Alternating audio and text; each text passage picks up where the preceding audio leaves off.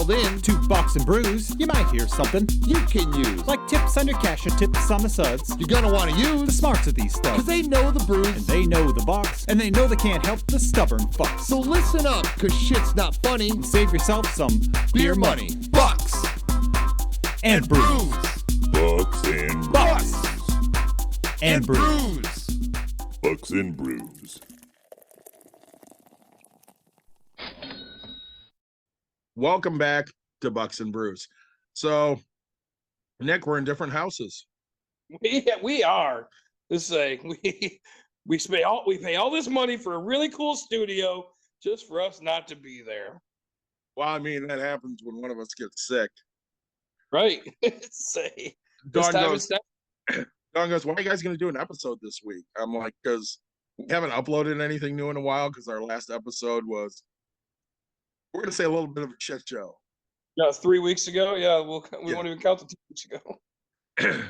So, we had a guy on, he got very drunk. Yep, And we're not So- going to post that because we'll leave it at that. it's not a good representation of what we do. Yep, But so speaking of getting drunk, I'm working on that myself. What you got, my friend? I got Hazel's Nuts from Oddside Ale. This is, I don't even know. Here's, and then, so I am in my basement, right? Which means I have my cellar beers. Yes. I have a Backwoods Bastard from Founders, and this is this is a 2016 that I will be partaking. Nice. Yeah, really excited about that. We've been doing a lot of cellar clean out lately.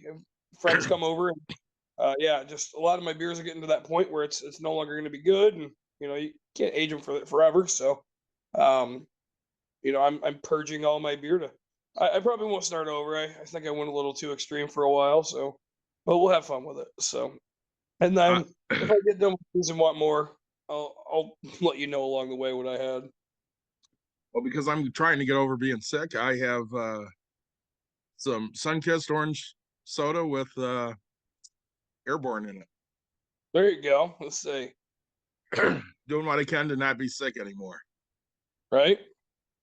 So, So, yeah, tonight's episode, I got really excited. And as much as we do share personal life things, I do share a little about my business, but it's very hard to kind of do this sometimes because you don't want to brag and you don't want to do things. But then I suck it up and I say, look, it's not bragging, it's just facts, and this is the things that happen, and people are interested in it. So, I want to talk about real estate investing and more to focus on my last deal and on some other deals that I've done with low to no money down or out of pocket.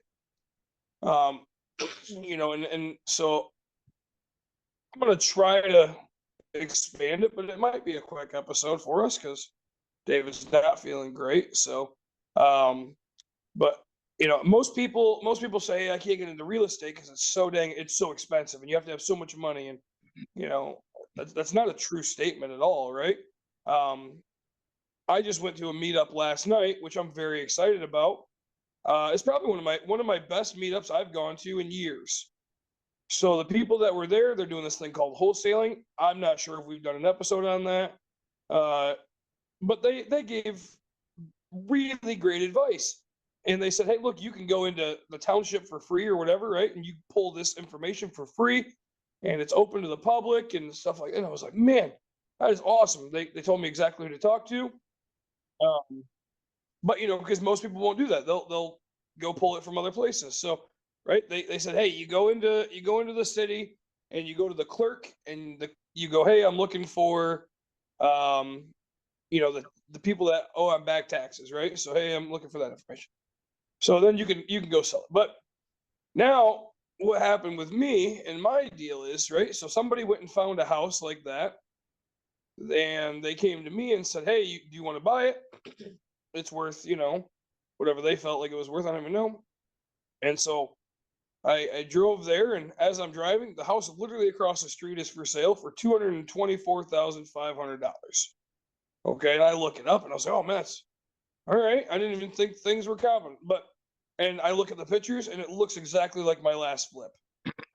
Okay. Almost to a T. If I showed you both kitchens, you'd be like, well, so like they have the exact faucet, they have the exact backsplash, the countertop. Right. So I'll give you quick numbers. I paid $80,000 for the house. Okay, which tells you, hey, it needs some work. I'm kind of running through it, and I was like, all right, it needs about 45,000 bucks worth of work to get it to where I want it to be. And so what I did was I got a hold of my lenders, right? People with money, and it's called hard money. I said, hey, I got a deal. I'd like to figure it out. Normally, right? Sometimes they'll make you put 10% down, or they'll do whatever. But running the numbers. So I just told you I'm gonna have about 40 into it. I'm purchasing it for $79,900. And sure, I'm rounding up a little bit, but let's call it 120,000 is what I want to borrow. Well, again, the house across the street's worth 225, so that means I'm gonna make decent money on this thing. So worst case scenario, I sell it for 180, I still make 60. After taxes and stuff, that I'd make 28,000. But so my lender, they're the one that walked me through this. This is how this worked. So they said, all right, you want to borrow this, you want to take out this amount of money, and so they said, hey, let us run through it. Let me get an appraisal there real quick. And I said, okay. I didn't pay for the appraisal. They paid for it, which is great, because they wanted to be sure about the things. It appraised for like 160 as is. So, in theory, I could have listed it right away, but I don't think it would have sold. The economy is changing a little bit here, and it's old. But and I'm expecting I'm gonna have to put $8,000 or let's say $12,000 down, because of 10%, right, of what I want. And nope, it comes back fine.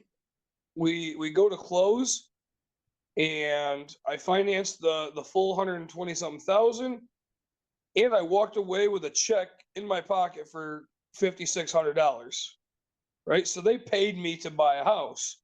I didn't put any money into the deal. I didn't do any part of the deal, and now I'm there fixing it, right, and I'm shelling out money to to fix it, but I have nothing. I have nothing invested in this at this moment, because it's other people's money that I'm using to make this work. That makes sense to you? So we're having a little audio difficulties. Okay. Thankfully, Jeremiah brought it to our attention, because when we do Twitch, we use stuff at the business. Yep. And we don't have stuff at the business right now because we're not there. So they cannot hear us. But Jeremiah loves your hat. Thanks, buddy. He can't hear you. Yeah. The nice thing is I can edit. Let's see, where's audio here?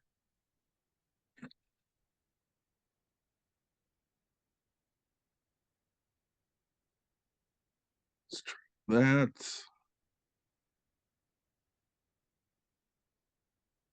Done.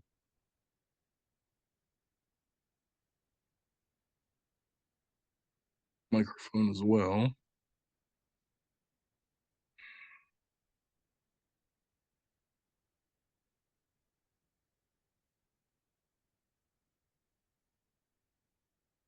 Speaker work.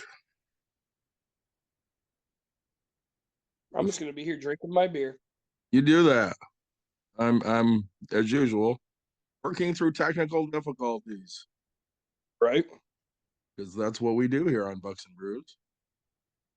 Yeah, we should really hire some tech people. It would be nice if I had some. If only we had a guy named Ummer who did tech for a living. I know shit, right? Yeah. See, this hat is really top heavy. Here we go. Hang on. Maybe. Maybe.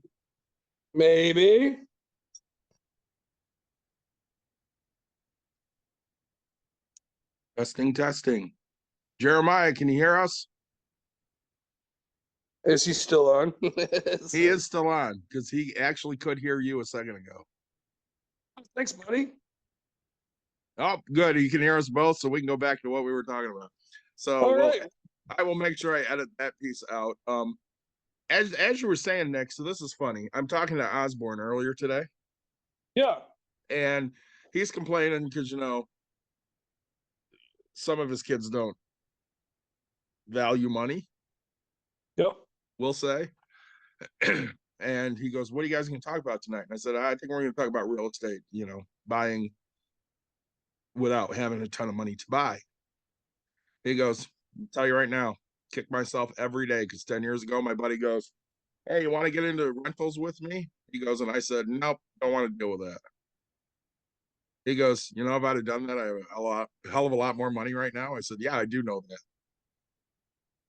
that.'" I mean, he also could have had a heart attack and a lot more trouble. I mean, So- anything's possible. Yeah. I mean, without the right things, I guess I'd be a failure at this moment. Like, I just got fortunate. Steve has always said his best investments were real estate. Oh yeah. Yep. He had other people handle his actual investments for him, and he Yep. lost so much money in those. He never lost money in real estate. Yep. So, this was my first deal that I've ever gotten paid to buy a house. Which is awesome. Yeah, I was freaking excited. I was like, dude, I've been doing this for years, and nobody's ever paid me to buy a house. So, Well, sure. As you said, you're not trying to brag or anything, but I mean, these things happen. Yep. And without Mm. telling people about it, how are they going to know?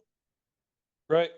And, because I didn't know, right? I mean, sure, I'm the guy that's been doing it for a while, and I still haven't done a real estate transaction the same, right? So, my wife and I are closing on a house again tomorrow. So we'll be at the title company, and we're learning. I mean, I'm learning so many different things. So, I've done land contracts, right? Which I can't say they're easy to find and easy to get, but you could do that and put 0% down, right? Yeah. And normally when you do that, right, you're going to get yourself into somebody who just wants to get rid of the house, right? Who has a headache, really bad person. They're just like, look, you know what? Because normally, if it's running good and stuff like that, people want either paid for that high end, or they want, you'd have some skin in the game, right? I mean, I have some that I put percentages down, but really, like, you could find it. It's just how hard do you want to work to get it, right? So, Right.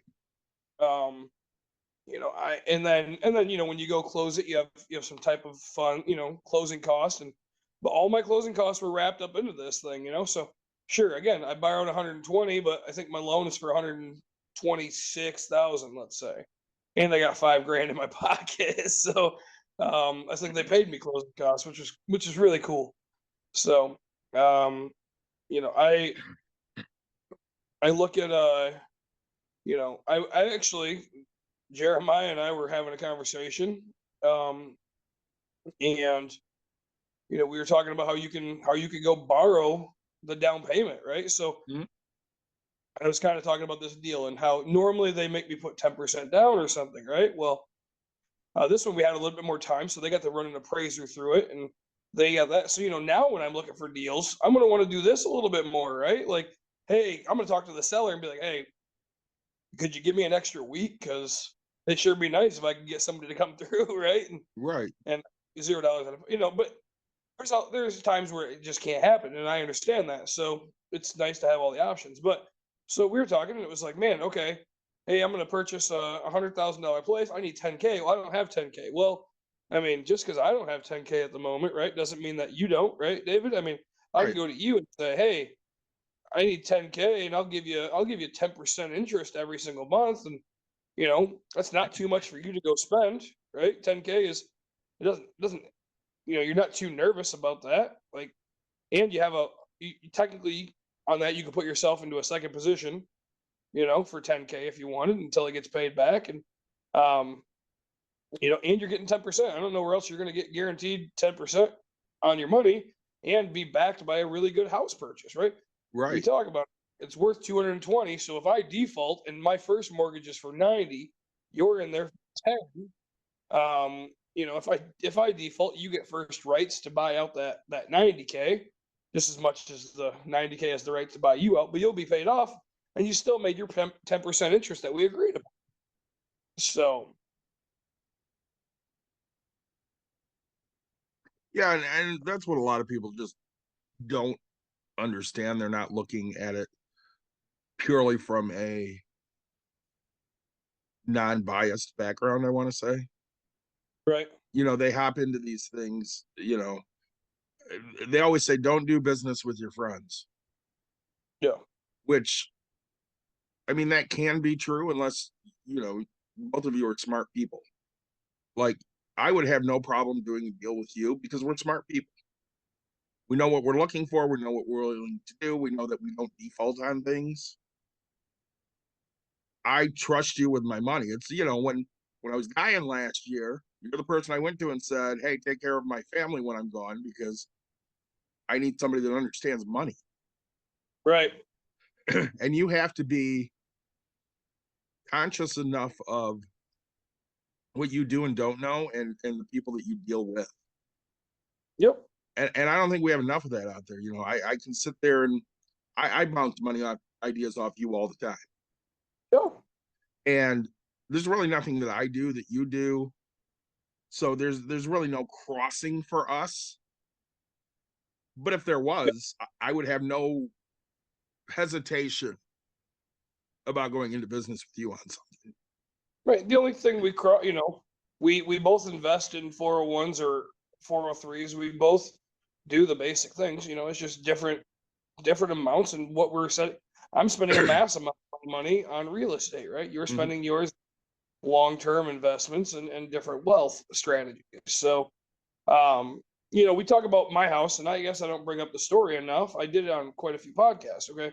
So, my house, I paid $86,000 for it, right? That's the foreclosure amount.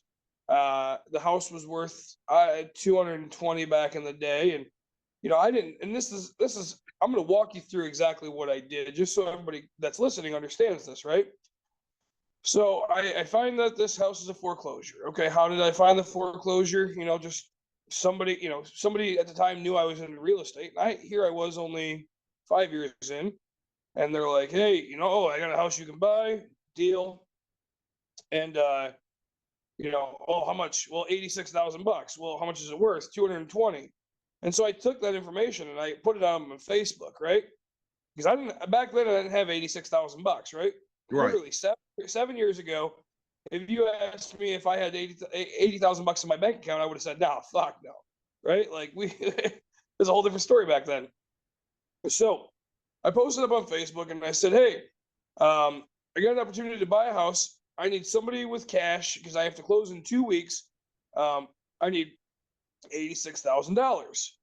And one of my Facebook friends says, and I said, "Hey, the deal is worth whatever, we can split it." I offered basically 50-50, right? So here I was like, "Fuck, we'll both make $50,000. Like, bring me the cash and we'll make the money." And so one of the people reached out and said, "Hey, you want to just buy it or whatever?" And I said, "Yeah, well, I mean, if there's a way that I could get a loan, that'd be great, but I can't get a loan fast enough." And he goes, "Now here, go talk to this person. He's a loan, he's a hard money lender." And I was like, "What does that mean?" He goes, "Look, kid, just easy terms. Let's just call it a loan shark, right? Somebody that's going to charge you really big interest, but they'll get the job done."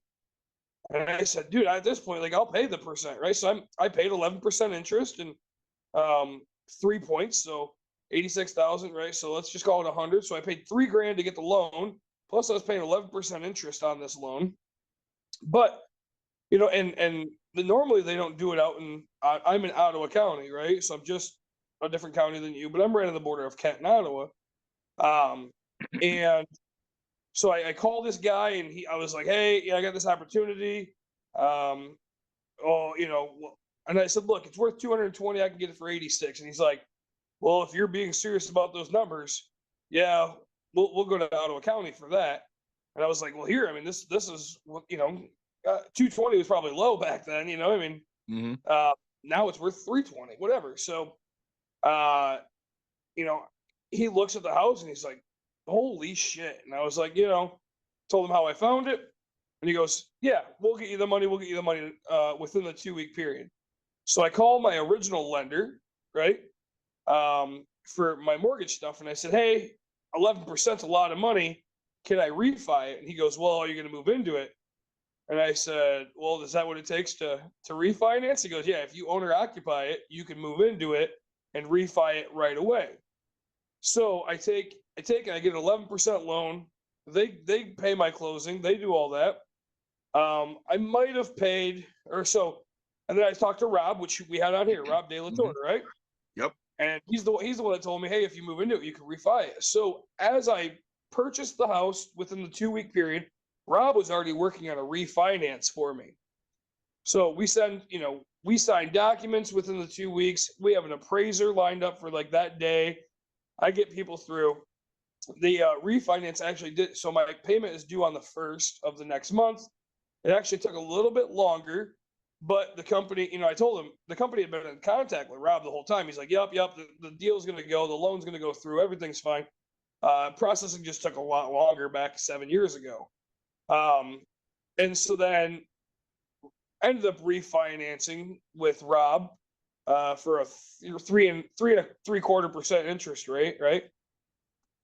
And they rolled in all the fees. So I had a prepayment penalty with them, my hard money people, for 11%. I don't remember how many months of interest, I'll be honest, but if you prepay within the first 6 months, it costs you money to do that, right? Because they want to guarantee that they have money. They don't want to lend it and forget it. So I pay all my fees, and in the end, I paid $101,000 for this house, right? Sure, I purchased it for 86, but after paying my hard money, after my interest, after my refinance cost, after everything rolled in, I paid an extra $17,000 or whatever that is, right? So that's $15,000 in fees and cost and all that. But I had $0 into this deal, right? I mean, actually, I think with Rob, I had to pay for the appraisal. So I tell everybody, I said, I'm not really sure if I did a no money deal, but I think I might have had $250 in there for an appraisal because I don't want to lie to people. I just don't remember, but I was pretty sure I didn't have, especially with but again, having 15 grand, it sucks to eat that cost, but here I am sitting on a bunch of equity. And then what I did was so I owned it for 1 month, did my had my refinance done, and I went straight to the bank and got a HELOC on the house for the amount of what it appraised at for the purchase, right? So I could do up to, I don't know, a certain amount. But anyway, they gave me like $50,000 line of credit, let's say. And I went and bought another house with that for down payment money. So, using the equity out of here. But, so I've done quite a few of low to no money downs. I just don't search for that, but I use it as a tool if it happens, right? Because I want to do, I don't want anything to be in the way. Oh, I can't go buy a deal. So, and I think that's one thing for Jeremiah who's listening, right? I teach him different things all the time. Because he'll be like, oh, hey, I got this. And I was like, dude, go get this, find this money. Here's where you're going to get this money. This is where you can, there's a million ways to skin the cat in this game, right? Like, hey, if this doesn't work, and when you have somebody that tells you they can buy $1 million house for $0 down, you either have one of two ways. You either say you're full of shit, or you walk with them and say, how'd you do it? Right. Right. And if you walk with them, they're going to be like, all right, hey, this is what I did.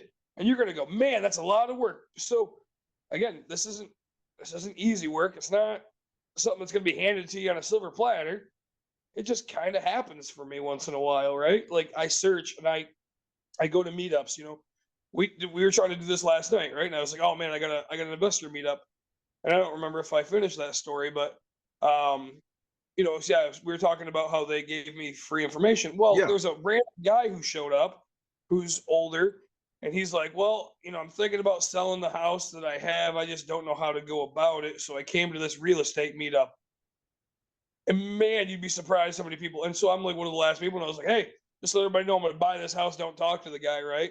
And so I got it at the end of it. I sat right in front of him. We talked, and I'm going to hopefully go buy this house, But hey, here it is. Like this is how I do it. And so I got 2 great things last night, and but now we're doing this tonight. I have an investor meetup on Thursday night, right? So I put myself out there month after month, year, and so it's just being consistent, building relationships with people, because another one is hey, my mom passed away. We don't want the house. Well, I don't have the money to buy it, but I'd like to own it. Can I get it on land contract? Right. I have a friend of mine who his parents, so his mom got divorced or whatever, right, and is getting remarried. So the stepdad is getting rid of his house and then moving into this house. And I said, why don't you take that one over, right? Well, and I go, it's paid off. Yep. So that, he doesn't need the money. And I was like, look, he doesn't need the money. He doesn't want whatever. He could delay his taxes. You could, you could do all this. And I was like, just go buy it. And he, all right, takes my advice. And now he walked in and he goes, yeah, we're putting nothing down. They're okay with waiting the 2 months until our lease is up. So that way we don't have to pay double. We're going to do, and we'll just make payments on it. And it's going to be at 6% interest, because that's kind of where the rates are right now. And then if it falls to, the 2s and 3s again, he goes, then we'll be able to refi, and, we'll pay him off whenever that works. But he doesn't want us to be uncomfortable. And I was like, that's all you have to do is ask, right? All you have to do is ask. Like, that's plain and simple it. So You made a comment a minute ago, and I want to hit on it. So you said that it's not easy, it takes work. So let me ask you, because I have an answer to this. What's the easiest money you've made this year?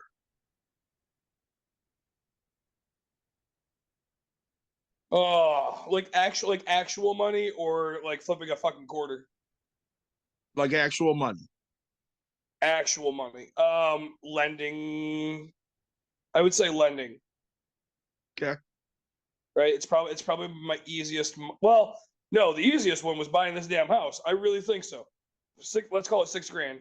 In theory, I made $6,000. Sure, I'm making payments on that, but that was the easiest. Otherwise, I would say lending, where I actually made money and I didn't take the loan against the money. So I would say, just letting somebody borrow a bunch of money and making my interest on it monthly, and then getting the big payoff at the end.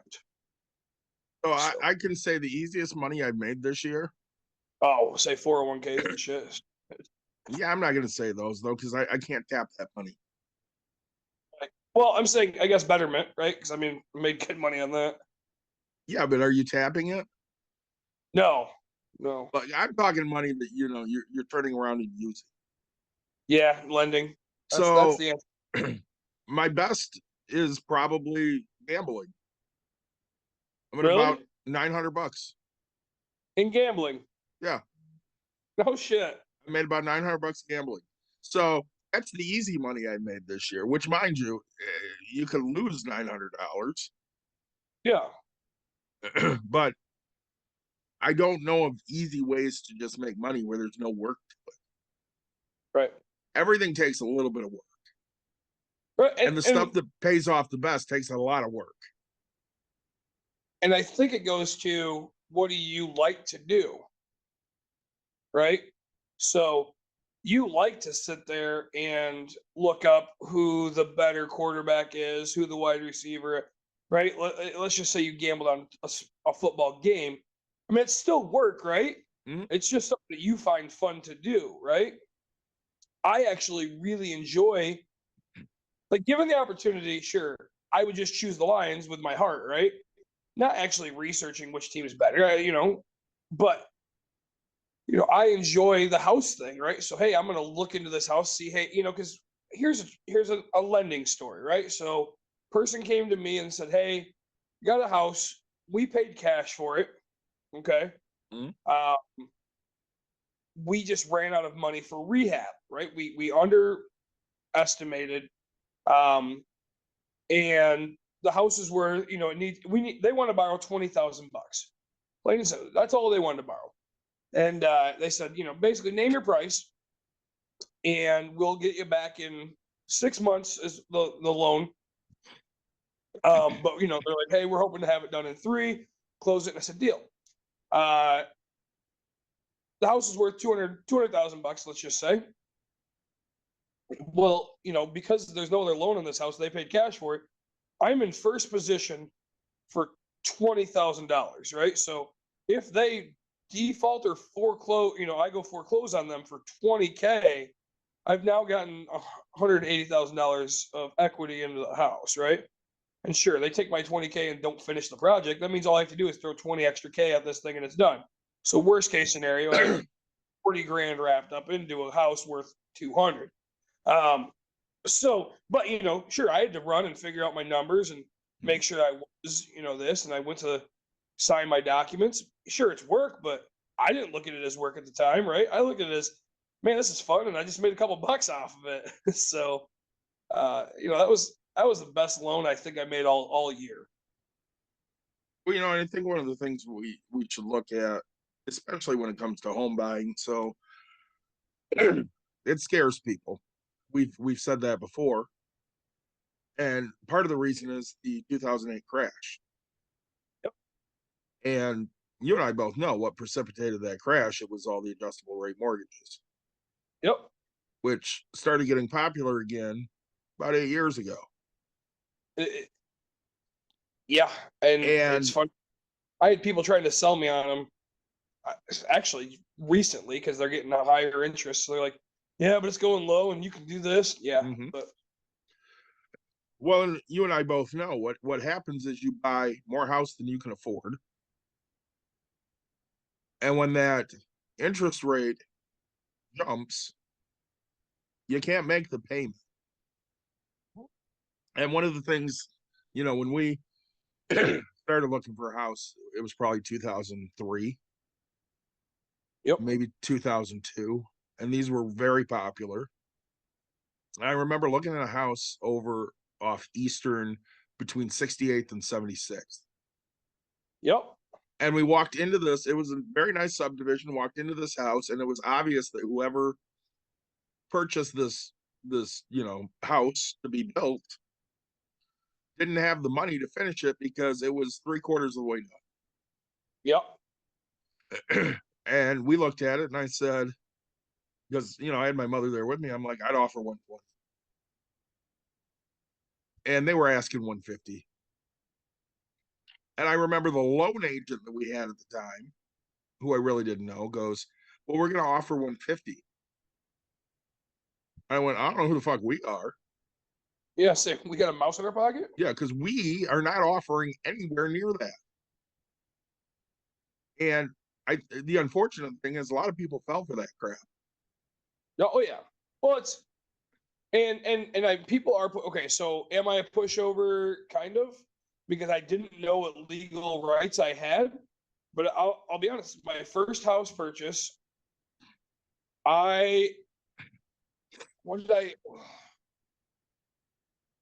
let's see here. I put an offer for 58.5, and he wrote the offer for 60. Okay. Right. And so I was like, no, I'm not doing it. Like I told you, 58.5 is where I want to be. Because penny pinching Nick, right? That let's say my payment would have been $790. This bullshit numbers. Fine, let's call it $699. And if I went up to the whatever, it would have put it at $705, right? And I was like, no, I don't want to be above 7. I want to be below. Granted, I had no idea that taxes were going to change. I was going to be above it no matter what I did. But right in my head, this is where I wanted to be. And so, right, you know, he did the one or whatever, and he wrote the offer, and I read it and just didn't even realize it. And I was like, you know, I'll never do that. Right? You'll never do that again. It's not going to happen. You don't get to spend my fucking money, right? And I lost it on this guy. And he's like, yeah, but you wouldn't have got the house. And I was like, I'd rather get the house in my terms than not get a house at all, right? Like, or then get a house, you know. So I was like, if I lose it, that's my fault. If you lose it, that's you, right? Um, so I adjustable rates. A lot of Nick, you hit mute. Did you lose me for a second? I did. You hit mute. Yeah, no, I didn't hit mute. I had a scam phone call just come through, and I was like, I wish we could record it. So, but You were saying adjustable rates. yeah. So people, and people, oh, I'm saving so much money, but now you look at an adjustable rate, right? Who looks like a dummy? Yeah. I mean, you could have locked in for 3%. I know one person I think that has less than 2%, right? And that's crazy good. I'm the first to admit none of my loans are less than 2%. So, Well, and adjustable rates can be attractive, sure. especially if you're a gambler. I'm not looking to gamble with my money in that way. I Right. like the fact that my interest rate's 2.875. It's not going to be any more. When these idiots call me now to tell me they can give me a better rate, I have a lot of fun with them because they can't give me a better rate. Right. It's just not That's- out there. And I trust me, I do the same thing. I'm like, oh yeah, you can beat 3%. Well, can you let us quote it? No, like you're wasting my time. But I'll say on that with the gambling thing, I like to know what my guaranteed monthly payment is. Yes. Sure. If I go down, that's awesome. Like what could have been, but like if I want, I'll refi it to that down rate, right? Like, oh, but that costs money. I don't care if it's that good of a deal. That $5,000 is worth the cost, right? So, if as long as it makes it worth it, I'm going to do it. So, and that's the thing. People right now are like, how are you buying? How are you buying in this market? Interest rates are 7% because I'm buying them cheaper, right? Yeah. We just went over this number the other day because I was teaching somebody how to comp with the new interest rates, and I said, look, sure, comps in the area are going to go for this. Comps will still stay the same. It's the difference of who your buyer is, right? Mhm. So, they wanted $350,000 for the house, and let's say that payment, I back in the day was $1,500. Well, now it's 23, and then I took $50K off, and it lowered it, but not enough. 75, still didn't get it back to the payment. I was like, you had to take $100 and something thousand off of the price to get the payment to where it was back when it was 3%. So doubling the interest rate literally, made it so that way it's just astronomical how much more you're paying, right? And you're getting nothing more for it. So, Well, I think it's crazy, if we look at before Reagan, and you know how much I hate Reagan. Interest Yep. rates sitting at 19%, Yep. but people could still afford to buy a house Yep. because, taxes were better spent. They were making better wage, dollar for dollar in 1980 than they are in 2022. What's it? Do you know how much your grandparents paid for the house down in Plainwell? I do. How much? $27,000. Right, and that's a huge fucking house. 1972. So that's actually newer than I think. My mom was born in 62, and so I'm positive my grandparents bought this house, and they paid $11,000 for their house in Granville. Okay, and my wife's grandparents, we were talking about that. The first house they paid $7,200 in a house in a neighborhood that's currently worth $230, and their second one they bought down the road, and they paid I want to say it was $12,000, and they Yeah. put a 30-year note on that, and they didn't pay it off until the 30-year note came up. They only made their minimums every month. It was like a $200 payment, let's just say, and I might be high, but like it was less than, it was so cheap. Taxes were crazy. because you have to look at it and say, hey, but back then you just walk in and said, yeah, I have a job, and you signed on a loan, right? And that's why, I mean, if you look, there was a lot of foreclosures back, Yeah. and then people started making more money and more people, 08 was a huge crash, what, and they're trying to force people to stop buying right now, right? Because that's how interest rates work, that, hey, we're going to lower the price so that way we can get it to an even keel. But the big companies are the ones that are the that's where it still pisses me off, right? Being a real estate investor, the people that it's affecting are, the person that's trying to sell their house for the top dollar, and the big companies are the ones that aren't buying right now, right? So, they've already made their money, or they're making the money that they need to because they bought it. But they're just like, hey, we'll sit here until it rebounds, because they have so much funding to back them until Well, it gets to where they want. And the most irritating thing about inflation, where it's at right now, is it doesn't have to be this way. It's this way because 5% of the people that have all of the money Yeah.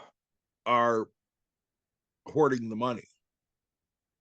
They're Exxon's a great example. So Exxon's turning record profits every month. Yeah. Why are they turning record profits? Because they're driving gas prices up. How do they do that? They're producing less oil. Yep. Less oil, more demand, prices go up. Now, could they produce oil in a greater amount to bring those prices down? Absolutely, they could. But they're Yep. pissed off they weren't making a ton of money during the pandemic. Yep. And they got to make that money back, and that's the thing. They were still making money; they just weren't making the money they were used to. Right. Right. I understand that, but like, I don't know. There's, I own a business, and I'm fine with it, but like, as long as I make enough to get by, I'm happy. If everything else goes better, I'm excited about that. But like, as long as I have that guaranteed, let's just call it, as long as I have that guaranteed $2,000 a month, dude, I live the dream life that I want to live, right? Now I go and buy more and earn more, but like, really, is if these people pay, that's where the contentment is, right? So, and contentment will slow you down, and it'll eat you away. But these companies, right? They're, hey, I'm not going to make $1 billion bonus this year. Well, you shouldn't rely on the bonus aspect. Rely on your 40-hour-a-week job, or 80-hour-a-week job, whatever you want to call it, and say how much you're a Billy badass, right? But like, I'm the executive. No, like, you shouldn't be getting record checks every month, right? Or every year, whatever it is. Like, Some people know where I work. yep. So we got a card in the mail today, or at least I did, from my employer. It's $25 gift card to Meijer. First words out of my mouth. I'm really glad you sent me something I'm going to get taxed on, so I'm out money. I don't want a $25 fucking gift card. I want $25. I want to do with it what I want to do with it. Yep. A week ago, we got presents in the mail for something. I don't know what it was for, but it was basically a divisional thing. Oh, okay. So I ran around bragging about my Christmas bonus. I sent you a text. I showed you what it was. Yep. It was a blanket and a hat. Yep. What am I going to do with that hat, Nick?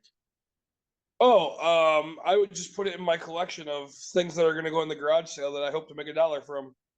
I'm probably just going to throw it in a bin at Goodwill. I'm not even going to donate it so they can try to sell it. I'm going to throw it in the bins at Prairie. There you go. That way they're going to make, 2 cents off of selling it, because that's about what it's worth to me.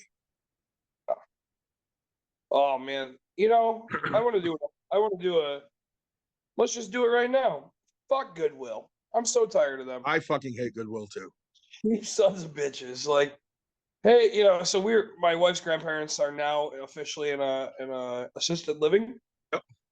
And they have their apartment and stuff. And so I was like, man, just call them. They'll come pick it up. And so I was like, no. And now they have this third party thing where they come pick it up. And I started typing in and I was like, oh, 5 large items, right? There's a bookcase. Every old person has a place to put their china. So a china hutch, right? There's a computer desk, a couple other things. I only put the 5 large items in. I didn't even start putting boxes in. I was to that point and they wanted $230 just to come take that. I was like, fuck that. I can put it in my trailer, bring it to the dump, and it'll cost me $45, right? Yeah. Like, so you want me to pay you, and let's just keep going, right? But like, you want me to pay you $500 for you to come grab all this shit, and you're going to turn around and sell it for more? So like, you're profiting upon profiting. Like, yeah, but we're doing good deeds. No, you're not. Like, you're scum and you're pieces of shit. Like, that's what you're doing. Well, and we know I'm not. We know I'm not a religious person. I don't like organized religion at all. Sure. But if I'm going to donate something, I would rather donate something to a place like Revive, which is supported by Unity Christian out in Huntsville. I would prefer to support Project Hope out in Gore, which is another Christian organization. Places that we get stuff from. Yeah. And to me, they're at least doing a better type of business. I support Goodwill in the way that we get stuff from them for people to come and break. You know how I support Goodwill is in a way I shouldn't, but it's after hours and the stuff that I want to drop off because they can't tell me no at that point. Yep. Right. I mean, your kid worked there for a little while, right? So, so to me, and to me, it doesn't. I don't care. Like, I took a couple ceiling fans out of one of my places that I was renovating, right? And they were fine. And Courtney's like, "Oh, you gotta throw those away. They're junk." And I was like, "Fuck that. They'll take them." No. And I was like, "No, they will. I'm just gonna leave them bitches right there. Like, fuck you. Here you go, right?" Because I've made you a shit ton of money from all the other stuff I've donated, right? Like, they don't care anything about it, right? So, old TVs. Yep. I will drop off at Goodwill if I need a place to drop them off. Yep. And that's their problem. They have the audacity to put a thing up that says no old TVs and no mattresses. Like, don't fucking, like, you have a dumpster right there. Like, I get that, but I'm also not the guy who just drops off an old TV. I'll drop an old TV with Emerson's old clothes too, right? Like, right. So you've made money, which costs more than what it would cost for me to trash that thing out, right? So, and they're such pieces of shit because like they help the community with the special needs. But they get so much tax bonus money and they get spiffed by the government for hiring those people, right? So they pry on people, which is another fucking annoyance to me. Like, Jeremiah wants to know if you priced a dumpster lately. 30-yarder cost me $370 but that's Grand Rapids. If you go to 100th Street with a trailer, it'll cost you $45. Yep, just to drop it off. It's probably what he's asking is probably 45. It really is $45. If you have the back of your truck filled, it'll cost you $45. If you have a truck and a trailer, it's like 75 or something like that. Don't quote me. But if you just have the trailer, and because what the problem is, every time you bring a trailer, they think the back of your truck's full, and you gotta tell them, "Hey, no, come look at my truck. I'm not emptying any of this out. It's just the trailer." And sure, if you tell them that you have a mattress, it's $10 extra, $2 a tire. Oh yeah, but no, this last house, I don't know. I paid somebody, and I made away like a bandit. So, well, and not to get back on off topic, but when Oh, we look back at up. when we look at bonuses and stuff, people don't want crap. I don't want crap. Don't give me crap. I don't want a blanket. I don't want a hat. I sure as hell don't want your logoed shit. Right. I'm not gonna. The only business shirt I'm gonna wear is Break Room Therapy. Yeah, but I mean, you own a business, so that's different, right? It is. But I owned a bunch of Gentex shirts for a long time, and I'll give Gentex credit because the boss would hand them out, right? And also they were $6, right? And I've owned a t-shirt company, right? And I know that. So and they did a little one side thing. So they probably paid $4.44 a shirt, right? So they made $1.50, and I get that because the one girl has to sit there and do that. But Gentex didn't make too much money off of that type of thing, right? And so I ended up getting a bunch of them because I got sick and tired of ruining my fucking $20 shirts, right? Like, hell, you're gonna give me a $6 shirt and you keep my size in stock, and you know what? Like, I'll let you make $1 off of me. That's fine, right? And technically, I could payroll deduct it, but I didn't. I just walked in and paid cash, and Well, and if you're So using it for work, it's one thing. yeah. But I've always been pissed because I think that if you work and your work should cover that uniform, right? Agreed. Granted, it wasn't a uniform. It wasn't a uniform. I had the opportunity to, but again, my boss probably bought me 4, and I probably bought 2 of them because I was my smart ass was like, well, if I own one for every day of the week, I don't have to do it.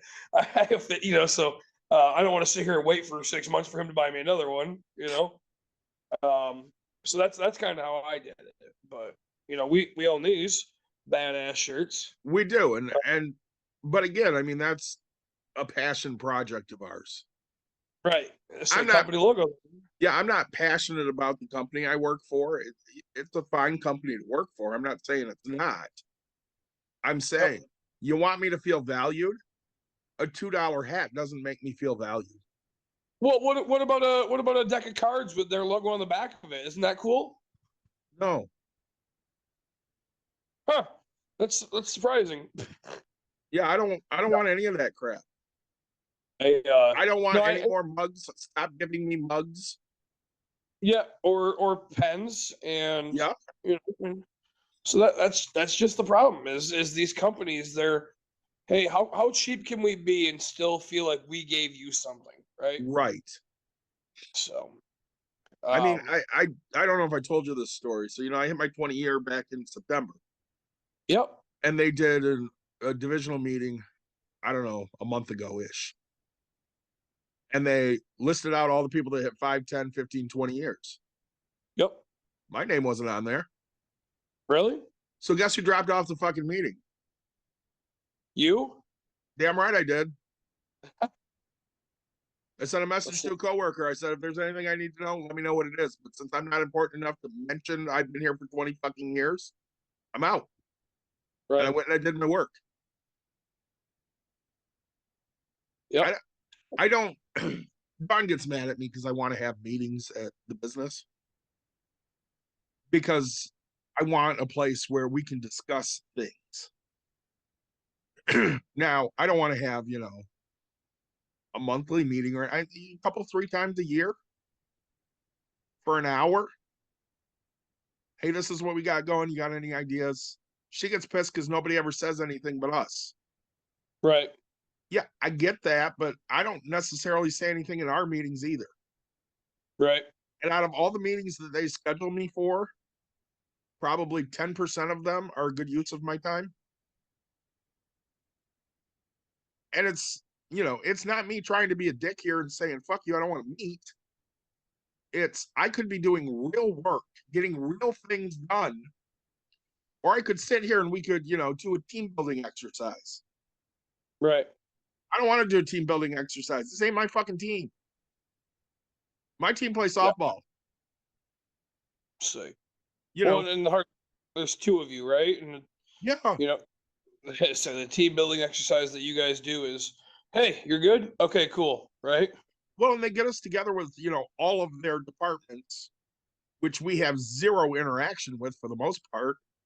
Right. And they want us to get to know each other. I don't want to know anybody. I'm an introvert. Right. Leave me alone. You work from home too, right? So I do. it's and me, like I'm the opposite. Like I'm the guy that falls for, hey, Oh, Nick's getting a phone call again. up, sorry about that. You're the guy that Great. falls for. Yeah, I'm the guy that falls for the fact of like, oh, hey, this guy needs the day off, and could you help us out by showing up? I got nothing going. Yeah, fuck it, I got you. Hey man, you got the day off. Like Nick bailed you out, and then I'll be like, you know what? I'm going on vacation. No, we really need you, and you got to be the team. And I'll be like, not hard pass, dog. Like I fucking bailed this guy out. How come he didn't come around? Because they know they can play that game, right? They'll play the violin all day. So, I try not to be that guy, but like my contractor wasn't feeling good yesterday. Yeah. I was there till probably 11:30, and then I left, and then I came back at 1:00, and I walk in, and I was like, "Oh shit, did you sleep in?" And I was like, and he's like, "Yeah." I was like, "All right, part-time guy, it's cool." And you can see he doesn't feel well, and I was like, "Dude, just go home, right?" Like, well, no, I gotta get this done. And I was like, I don't like honestly, 1 week behind, I don't give a shit. Like, take a full week, I don't care. Like, and if you need some money during the time, like, I'll get you, right? Like, it's gonna come back around. We've built a trust enough relationship for this, and I'm at a point where I'm already ahead, and I'm over there doing a lot of work myself too. So, not really a lot. I'm doing some, but also probably getting in the way more than anything. So. Well, I think that, to bring us back to our actual topic, that's one of the things that really helps is you and I both cultivate these relationships. Yep. Where we know who we can count on, what we can count on them for, what their capacity is going to be, so that when something comes up, we know what to do and who to call. And a lot of people don't have those relationships like what we do. You worked for a company that you used your guys when they needed something done. Oh. Now, using your guys, it's not like you would tell them, don't work for these people. But they're going to be loyal to you, push come to shove. Did I tell you that story? Keep talking. So my contractor, right, who is all right, so my family actually sucks. Okay. Let's just call it plain and simple. Like, we've talked about it on the air, like, but my contractor is actually my uncle. Yep. We are, and he likes working for me. He understands the fan. We actually both understand that we're family. I'm there to take care of him. He's there to take care of me and the family. So we have to do a window, and it's been a year. I'm not lying. I'm not being facetious. I ordered the window a year ago. Got fired 2 months ago, let's say. Well, get a text. Hey, the window still needs to get done. I was like, okay, I got to get the window up here. The tenants finally moved out because we ordered the window. It was going to take, let's say, 12 weeks. And at the time last year, like winter was kind of already here. We would have been 12 weeks in. So, right, it's literally a year from now. Mm-hmm. Or just before. And so, all right, everything kind of comes along. And I was like, hey, do you still want to do this? He's like, yeah, it's fine. And contractor goes, well, this flip that's going to take 3 months, or do you want me to go do the window? And he goes, because I don't give a shit. He goes, you're my priority. And I was like, damn. So I tell them I need some money, right, for my guy to do the window, and they're like, okay. He goes into the office and he goes, hey, I'm here to pick up a check. And they're like, we don't know about any check. Who sent you? And they're like, Nick. And he goes, well, whatever. And he goes, look, if you can either get me a check that I'm supposed to be here to pick up because somebody told them that they were supposed to be here, or I can do this in the spring. I don't give two shits. So I'm dying laughing. He goes, you'd be so surprised how quick she got up, went to the back, and magically I had to check within 5 minutes. And so he goes and picks up he finishes the project. Took him a little bit, right? It was actually a big window project. We had to put a new header in, do a bunch of stuff. And so, but then I was like, hey, it's done. Make sure the check's there. And he goes, I go, what are you gonna do if you get there? And he goes, and the check's not ready. He goes, oh, I'll tell him it's no problem that I can take that window out until spring comes. That's not a big deal. I was like, damn. But it's saying, and to me, it's just right. Like, you build those relationships, right? And my HVAC guy, right? He's like, yeah, I'm not fucking working for them. Like, Nick, I got you. My electrician, he fucking laughed, right? So he's like, yeah, sure, I'll get right on that, right? And so they're trying to call some random people, and it's just funny to me because they don't understand how much my value is for the people that do the right. And sure, I'm not saying that I hold everything. All I'm saying is the people I have are going to make it easier, cheaper, better quality, right? You're now, like, sure, you can call my electrician, and my electrician for us gave us a discount. Let's just call it $100 an hour. Well, now you can use the other person I use for my electrician, which they're a great company. They do a great job. They're but they're also usually about a week out, and they cost $150 an hour. So, they're both my electricians. The one, they're a big company. They're, I just happen to know that they do electrical, right? Right. So, it's just, it's, you get to that point of building those relationships with the right people. So, well, and to bring us back full circle here, when you sat there looking for deals and didn't know anything, how did you find that? How did I find deals? All right, so my first one, right? My first one was I bought my primary house. Okay, that's just normal. Yep. Everybody does it. Talk to. Well, I said, hey, I'm looking to buy a duplex. Come to find out, this person said, hey, this guy's a real estate agent. He actually owns a duplex, so he'd be the guy to talk to. So I just reached out to him, and he said, okay, let's do it. And so basically, again, cultivating those relationships. 100%. And I think that's somewhat of a lost art, especially with, I can see this happening with the younger millennials and Gen Z, because they don't use technology in the way you use technology, or me as a Gen Xer uses technology. We use it as a tool. They use it as all of their communication. So, case in point, we have a new employee. She's 17 years old. She plays softball for me.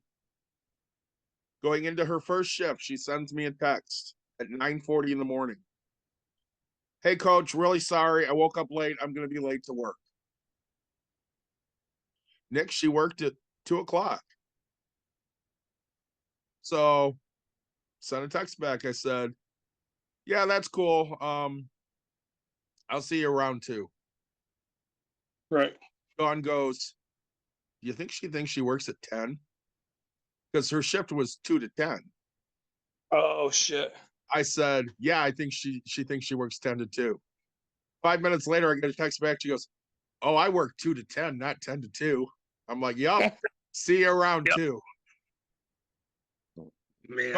Dawn had said to me, she goes, why don't you just call? I'm like, she's 17 years old. She don't talk on the phone. She'll never answer. Right. They don't.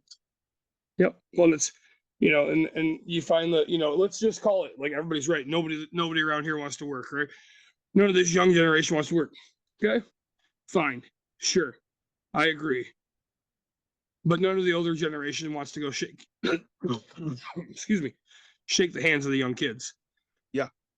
You know, and the young kids are the ones out there hustling. So, Well, and they can say they don't want to work, but you got to put that caveat in there. They don't want to work for shit. well, and you know, that's a choice, right? Let's just call it that.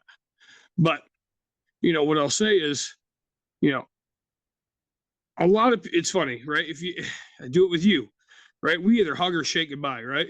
Yep. You know, I do it with everyone. We will hug, we will shake goodbye. My hand will be in your hand, or we'll hug. And so that screams a lot to people, right? Like, I mean, so it's building that relationship, doing that type of a thing, and understanding, hey, this is where I'm at. So, you know, I think it is a lost art. Well, I think there's a lot to that because I remember getting the job at Godwin, and we sat in these meetings, and they're like, "Don't hug a kid because people are going to get the wrong impression." You coached with me for a year there, Nick. I hugged every kid I had. Yep. Did it all the time. I can't count how many times I've hugged the kid. Right. I can count how many times I've hugged the Coopersville kid. Right. I can count it on one hand. Yep. Because it's a different kid. They don't need us the way the kids at Godwin needed us. That's because you know, the kids at Godwin, their parents are working literally 15 hours a day. Yeah, they're And- not able to be there. Right. And so their physical affection just wasn't there, right? Where gosh, you know, I mean, how many people in Coopersville show up to practice for their parents? Parents don't show up to practice as it's closed. But I'll tell you That's right right. now, every game we have, stands are filled. Yeah. We had two, right? I mean, for us, Yeah. you know? Yeah. But speaking of that person, you know, I want to be clear. I'm not going to call him out, but I will say that I got a lead from a friend of mine, I got a lead about a house, right? It's in Wyoming. It's right by my mom's house.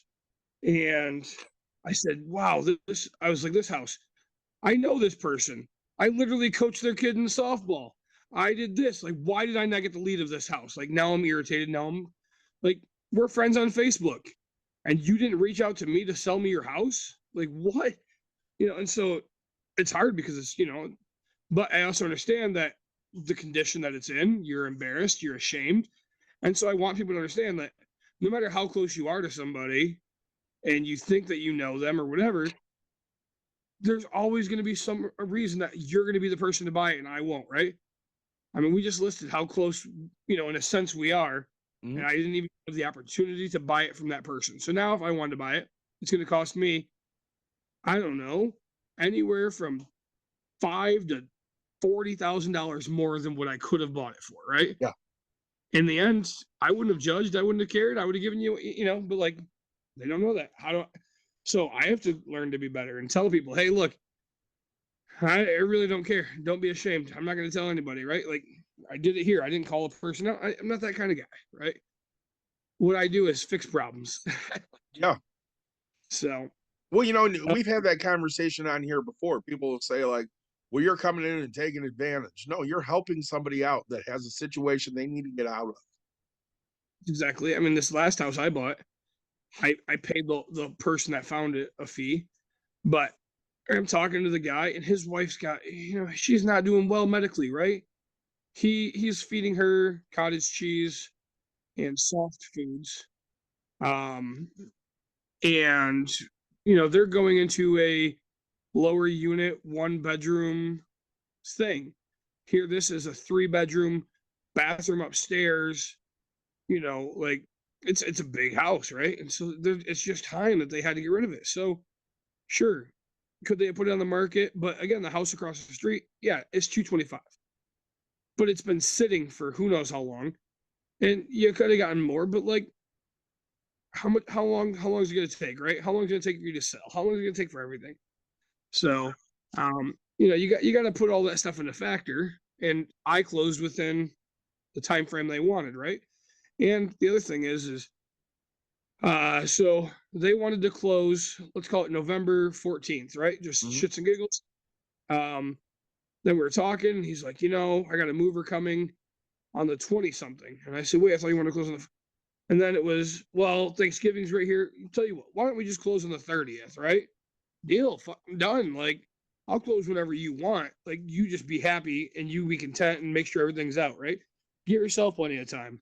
I'm in no rush, right? Like, so, and it worked out for me because again, I bought more time. I got an appraisal in there, so. But, I hope I gave enough valid information. If you have more questions, feel free to reach out to us. I'm kind of an open book. I say, David, I want you to get healthy. Glad we got to do this. I would like to get a year-end review done before the end of the year. We have a couple weeks left. We do. We need to do another All About Beer episode. Yep. Let's say. And but no, we had quite a few fun episodes. We'll talk about that soon. Yep. But I don't want to go too long. Like, subscribe, share, tell your friends, tell your family. My phone's almost dead because Zoom kills it. And I enjoyed my Backwoods Bastard from Founders and my Hazel's Nuts from Oddside Ale. I appreciate you guys listening to my story, and we'll talk to you soon. Yeah, thanks for joining us. We'll be back again next week, hopefully in studio this time. If you have stuff, please send it to us. We would love to answer your questions and do topics that you are all passionate about like we are. So we'll catch you guys next week.